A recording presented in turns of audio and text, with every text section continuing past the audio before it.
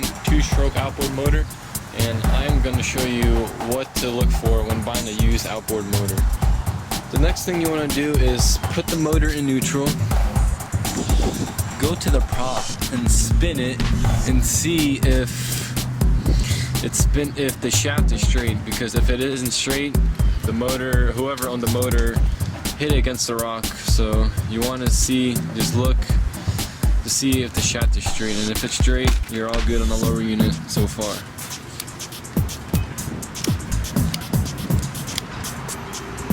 Another thing you want to look for is go on a cylinder head and see if it's discolored. As you can see on this 9.9, the top and bottom cylinder head is discolored. So what that means is the engine was slightly overheating, which it could be a possibility of a weak water pump. It wasn't getting cooled enough. See the brown on the bottom and on the top. Alright, another thing you want to look for is get a flathead screwdriver and open up the bottom oil on the lower unit. If the lower unit oil is cream colored, that means you have water in your lower unit, which your seals are bad. But if it isn't white or creamy color, you're all good. It could be black, clear. You don't want cream color. And I'm gonna check this one. Alright. This one's all good, it's black. That means the seals in the lower unit, they're all good. Another thing you want to do on an outboard motor is check the compression on it. All you need is a compression gauge and something to remove the spark plugs out. First, take the spark plugs out.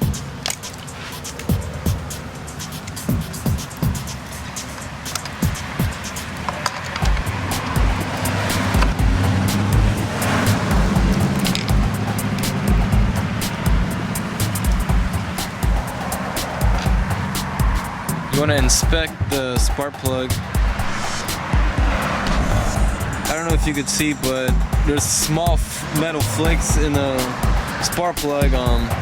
This motor is a parts motor.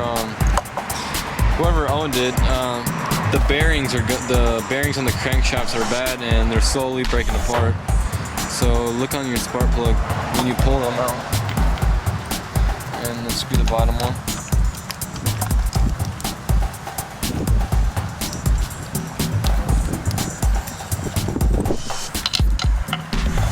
Again, look for,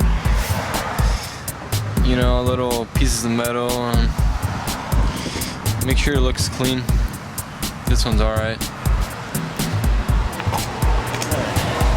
Next thing you want to do, once you pull the plugs out, is you want to disconnect the ignition on the motor, which just pull the switch out. Now screw in the compression gauge in, top one.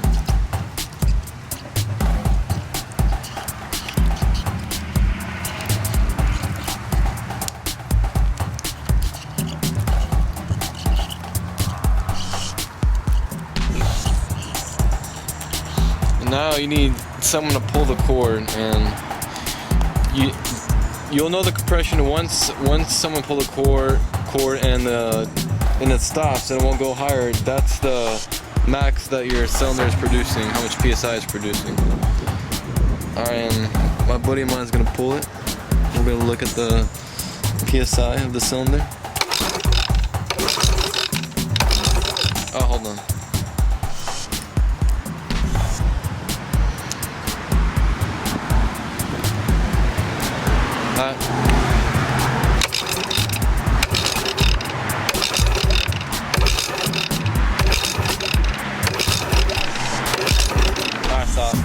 As you can see, it's not going higher than 135 PSI on the top one. Now we're going to do the bottom.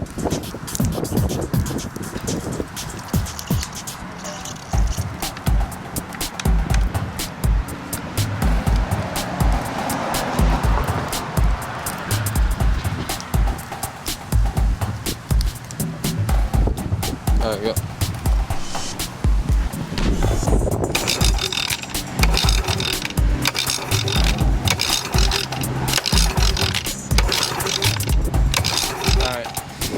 this one, it's like 128 psi. It's 2 psi off. That's really good. What you're looking for is you want the cylinders to be as even as possible. If they're even, the motor's in excellent shape, and you want the cylinders within 10 psi. So if one cylinder is like the top one, let's say if it's 100 and the bottom one's 110, the motor is, you could still use a motor, but anything over 10 psi on each cylinder, you don't want to buy it. So the more even they are, the more healthier the engine is. Next thing you want to check is for corrosion.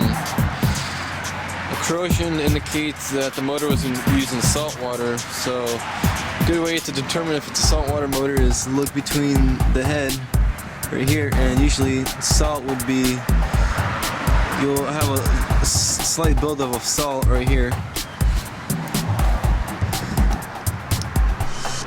Right here.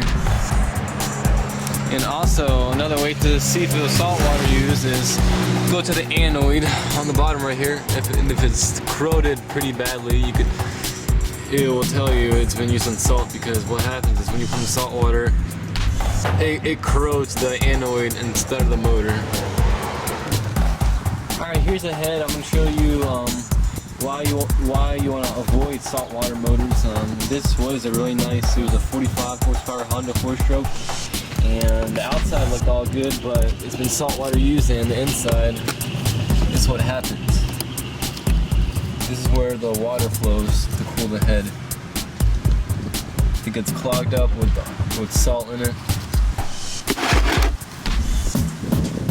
and it blocks the ports. That's what happens if you don't flush it. It corrodes your head slowly. So after an hour, I got the Mac 19 completely apart, pieces everywhere, and this is what happens if you don't flush your engine. You see, it looks good on the outside, but on the inside, where the water's flowing and cooling, this is what it looks like.